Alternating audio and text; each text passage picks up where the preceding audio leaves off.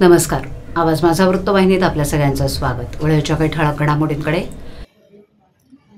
गुरुवर्य धर्मवीर आनंद दिघे यांनी सुरू केलेल्या टिंभी नाका येथील नवरात्र उत्सव सध्या त्याच जल्लोषात उपमुख्यमंत्री एकनाथ शिंदे यांच्या पुढाकाराने सुरू आहे. श्री जय अंबे माँ सार्वजनिक धर्मादाय विश्वस्त संस्थेच्या वतीनं या उत्सवाचं योग्य नियोजन करण्यात येत आहे. नवसाला पावणारी, भक्तांच्या हाकेला धावणारी अशा या मातेच्या दर्शनार्थ भाविक भक्त लांब लांबून येत असतात. नुकताच अंबेमाता दुर्गेश्वरीची मनोभावे पूजा करून आरती करताना महिला आघाडीच्या जिल्हा संघटक माजी महापौर मीनाक्षी शिंदे यांनी देवीची मनोभावे पूजा अभिषेकाने आरती केली.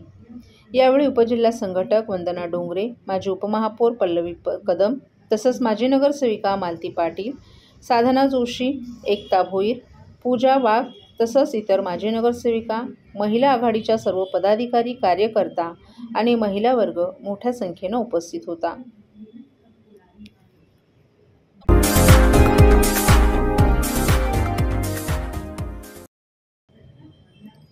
राज्य शासनानं दिलेल्या आदेशानुसार ॲप आधारित वाहन चालकांनी नियमांचं पालन न केल्यास कठोर कारवाई करण्यात येणार आहे. यासाठी परिवहन विभाग आणि मुंबई महानगर क्षेत्र परिवहन प्राधिकरण यांनी विशेष मोहीम हाती घेतली असून काही दिवसात 263 अवैधरित्या प्रवासी वाहतूक करणाऱ्या वाहनांवर तब्बल 3,88,000 इतका दंड ठोठावण्यात आल्याची माहिती परिवहन मंत्री प्रताप सरनाईक यांनी दिली आहे.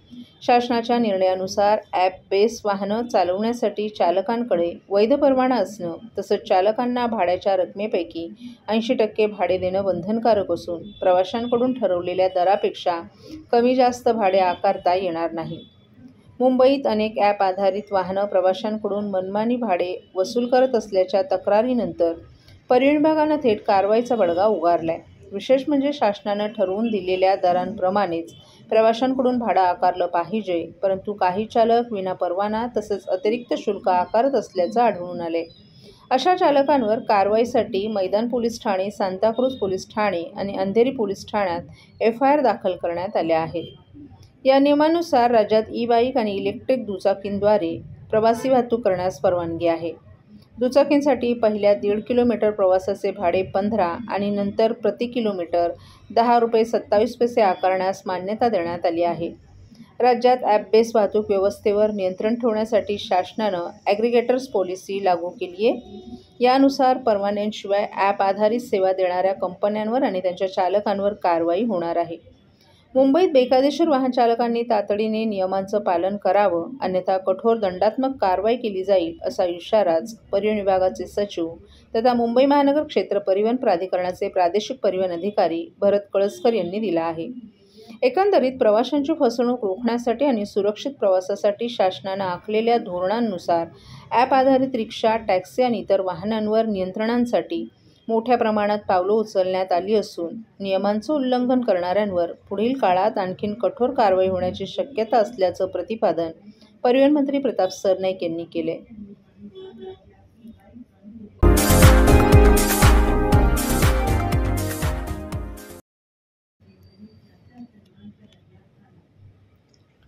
वाहतूक कोंडीस कारणीभूत ठरलेल्या गायमुख घाटातील रस्त्याच्या दुरुस्तीचं काम सुरू झालं असून वसई तालुक्यात अवजड वाहनांना थांबवण्यासाठी पर्याय शोधले जात आहेत. सकाळ आणि संध्याकाळी अवजड वाहतूक बंद केल्यानं ठाणेकरांना काहीसा दिलासा मिळाला आहे. गायमुखचा रस्ता 60 फुटी करण्यासाठी वनविभागाकडे परवानगी मागण्यात आली आहे. खाजगी संस्था नेमून खड्डेमुक्त ठाणे तसंच कृषीवरील प्रक्रिया प्रकल्प आणि सुरण लागवड असे अभिनव प्रकल्प राबवले जाणार असल्याचं जिल्हाधिकारी डॉ. श्रीकृष्ण पांचाळ यांनी पत्रकार परिषदेत सांगितलं.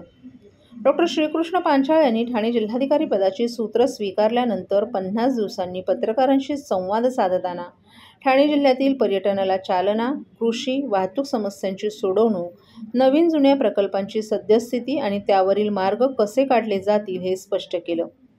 ठाणे जिल्ह्यातील 39 पर्यटन स्थळांचा विकास केला जात असून त्यातील काही पर्यटन स्थळांना भेटी दिल्याचंही त्यांनी सांगितलं.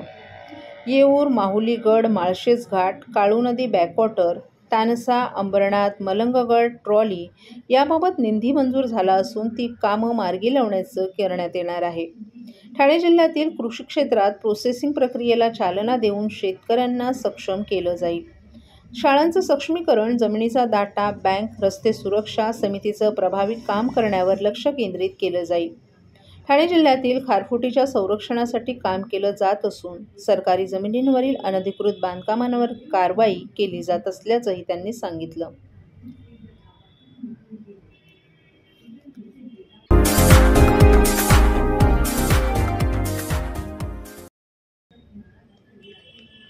शिवसेना उद्धव बाळासाहेब ठाकरे पक्षप्रमुख उद्धव ठाकरे यांच्या पत्नी रश्मी ठाकरे यांनी आज ठाण्याच्या टेंभीनाका येथील धर्मवीर आनंद दिघे यांनी सुरू केलेल्या दुर्गेश्वरीचं दर्शन घेतलं. यावेळेला देवीची खणानारळाने ओटी भरून रश्मी ठाकरे यांनी अंबे मातेची महाआरती केली. राज्यातील जनतेला सुख, समृद्धी, स्थैर्य आणि आनंद लाभू दे असे साकडे त्यांनी देवीला घातले. रश्मी ठाकरे यांच्या स्वागतासाठी टेंभी नाक्यावर शिवसेना महिला आघाडीच्या रणरागिणींनी तुफान गर्दी केली होती. तसंच यावेळी शिवसेना प्रमुख बाळासाहेब ठाकरे आणि धर्मवीर आनंद दिघे अमर रहेच्या घोषणेनं टेंभी नाका परिसर दणाणून गेला. अवघा टेंभी नाका भगवामय झालेलं यावेळी पाहायला मिळाला. दरवर्षी ठाकरे कुटुंबीय देवीचं दर्शन घेऊन महाआरती करतात. रश्मी ठाकरे यांच्या स्वागतासाठी ठाण्याच्या देववेशीपासून शिवसैनिक आणि महिला आघाडीच्या कार्यकर्त्यांनी प्रचंड गर्दी केली होती. तसंच त्यांनी शिवसेनेचे उपनेते स्वर्गीय अनंत तरे यांच्या निवासस्थानी विराजमान झालेल्या देवीचंही दर्शन घेतलं. दरम्यान चंदनवाडी शिवसेना शाखा, श्रीरंग शिवसेना शाखा आणि रामचंद्र नगर नवरात्र उत्सवालाही त्यांनी भेटी दिल्या. यावेळी शिवसेनेचे नेते माजी खासदार राजन विचारे, संपर्क प्रमुख नरेश मणेरा, जिल्हा प्रमुख केदार दिघे, प्रकाश पाटील, प्रवीण म्हात्रे, MK मडवी, संजय तरे, उपजिल्हा प्रमुख प्रदीप शिंदे, शहर प्रमुख अनिश गाडवे, शिवसेना उपनेत्या ज्योती ठाकरे, संपर्क प्रमुख रंजना निवाळकर, स्मिता इंदुलकर, अनिता प्रभू, पुष्पलता भानुशाली, कल्याण ग्रामीण विभाग संघटिका योगिता नाईक, माजी नगरसेविका निलिमा शिंदे, अंकिता पाटील यांच्यासह उपशहर प्रमुख, विभाग प्रमुख, उपविभाग प्रमुख, शाखा प्रमुख, इतर पदाधिकारी, कार्यकर्ते, मोठ्या संख्येनं महिला शिवसैनिकही उपस्थित होत्या.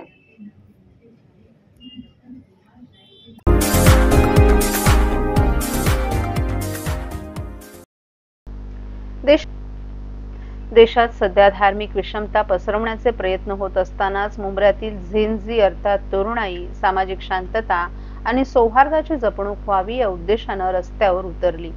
आय लव्ह मोहम्मद आणि आय लव्ह महादेव असे नारे देत हिंदू मुस्लिम तरुणांनी द्वेष नको प्रेम हवे असा संदेश दिला. कानपूर येथे आय लव्ह मोहम्मद लिहिलेले पोस्टर्स लावण्यात आले होते. या प्रकरणी उत्तर प्रदेश पोलिसांनी गुन्हे दाखल केले होते. या घटनेचा निषेध करण्यासाठी तसंच मुंब्रा हे उपनगर सामाजिक एकोपा जोपासणारं शहर असून हा संदेश देण्यासाठी आरिफ सय्यद, बासित शेख आणि यश चौधरी या तिघांनी मुंब्रा रेल्वे स्टेशन समोरील जामा मस्जिद येथे शांततापूर्ण निदर्शनं केली. आजची नमाज अदा केल्यानंतर हजारो तरुण रस्त्यावर एकवटले. कोणताही राजकीय पक्ष, संघटनांना सहभागी न करता केवळ 18 ते 25 वयोगटातील तरुणांनी हातात आय लव्ह मोहम्मद आणि आय लव्ह महादेव असा संदेश लिहिलेले पोस्टर्स हातात धरून निदर्शनं केली. यावेळी संघर्ष नको, प्रेम हवे, शांततेसाठी गुन्हे दाखल झाले तरी चालतील, भेदाभेद नको, समता हवी अशा घोषणा यावेळी झेन-झी देत होते. या आंदोलनाचे नेतृत्व करणारे आरिफ सय्यद यांनी हा देश सर्व जातीय धर्मांचा असून धर्माच्या नावावर लोकांची माथी भडकवली जात असल्याचं सांगितलं. तरुणांना शांतता हवी आहे. द्वेष पसरवणाऱ्या प्रवृत्तींना आम्ही या आंदोलनातून धडा दिलाय. द्वेषाच्या दलदलीत आम्ही प्रेमाची फुलं उगवणार आहोत असंही त्यांनी सांगितलं. तर बासित शेख यांनी आमचा लढा प्रेमासाठी आहे. दोन धर्मातील तेढ संपवण्यासाठी आज मोठ्या संख्येनं तरुणाई एकवटलीये. हाच संदेश द्वेष पसरवण्यासाठी पूरक आहे असं सांगितलं. तर यश चौधरी या तरुणानं मुंब्रा हे असं शहर आहे की जिथे हिंदू, मुस्लिम, बौद्ध आणि इतर धर्मीय एकोपाने राहतात. गणेशोत्सव, नवरात्रोत्सवात मुस्लिम बांधव आमच्या घरी येतात तर ईदला आम्ही त्यांच्या घरी जातो. सामाजिक एकात्मता जोपासणाऱ्या शहराची ओळख संपूर्ण देशाला करून देण्यासाठी आम्ही आय लव्ह मोहम्मद आणि आय लव्ह महादेवचा नारा देत असल्याचं सांगितलं. हम लोगों ने प्रोग्राम तय किया कि फ्राइडे को हम लोग आय लव मोहम्मद के ऊपर प्रोटेस्ट रखेंगे. इसका हम लोग को थर्सडे को बासित और मुझे फोन आया कि भाई इसमें मैं भी पार्टिसिपेट करना चाहता हूँ, मैं भी आप लोगों को. इसने खुद से बैनर बनवाया आई लव मोहम्मद और आई लव महादेव, एकता की मिसाल देने के लिए. क्योंकि हमारे मुंब्रा में हम कभी भी आपस में कभी लड़े नहीं है, उसकी मिसाल ये देने के लिए खुद से बना के लाया और इसके साथ कई हिंदू साथी इस प्रोटेस्ट में ज्वाइन हुए. आज प्रोटेस्ट किया गया है, आपकी क्या मांग है? अपनी मांग यही है कि बार बार एक ही चीज पे टारगेट करते रहते हो आप लोग हमारे नबी सल्लल्लाहु अलैहि वसल्लम पे, जो कि इतने अच्छे। आप एक काम करो, गूगल कर लो, गूगल पर बताएगा कि वर्ल्ड बेस्ट मैन कौन है, तो प्रॉफिट मोहम्मद आता है। उसके ऊपर आप कैसे कर सकते हो? उनके नाम पे लिखने पे आप कैसे बोल सकते हो? मुझे ये बताओ, क्या बात कर रहे हो आप लोग? FIR से डरेंगे हम लोग? हमारे सारे मुसलमान तो खुश हो गए इसको FIR लेने के लिए, हम सब रेडी है, हमारे पे FIR करो। हम सबका सम्मान करते, लोग हमारा सम्मान करे।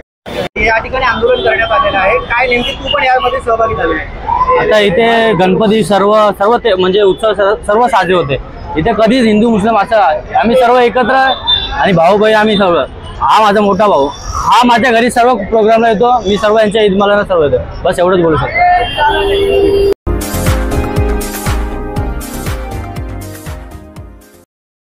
ठाणे जिल्ह्यातील दिव्यांग बांधवांना शासकीय योजना, सुविधा आणि सेवांचा लाभ अधिक सुलभ आणि परिणामकारक पद्धतीनं मिळावा यासाठी जिल्हा दिव्यांग सक्षमीकरण कार्यालय सुरू करण्यात आलं आहे। हे कार्यालय 1 सप्टेंबरपासून जिल्हा परिषदेच्या मुख्य इमारतीत स्क्वेअर फीट होम GST भवन समोर वागळे स्टेट रोड नंबर 22 येथे तळमजल्यावर कार्यान्वित करण्यात आले आहे। या कार्यालयामार्फत दिव्यांग बांधवांना विविध शासकीय योजनांची माहिती, अर्ज प्रक्रिया, लाभ मिळवण्यासाठी आवश्यक मार्गदर्शन तसंच समस्या निवारण्यासाठी सहाय्य उपलब्ध करून दिलं जाणार आहे। जिल्ह्यातील दिव्यांग नागरिकांना शासनाच्या कल्याणकारी उपक्रमांचा योग्य लाभ घेता यावा, हा या कार्यालय स्थापनेमागील मुख्य उद्देश आहे। जिल्हा दिव्यांग सक्षमीकरण अधिकारी उज्ज्वला सपकाळे यांनी दिव्यांग बांधवांचे सामाजिक, शैक्षणिक आणि आर्थिक सक्षमीकरण साध्य करण्यासाठी हे कार्यालय महत्त्वाची भूमिका बजावेल, त्यामुळे सर्व दिव्यांग नागरिकांनी या कार्यालयाशी संपर्क साधून लाभ घ्यावा असं आवाहन केले।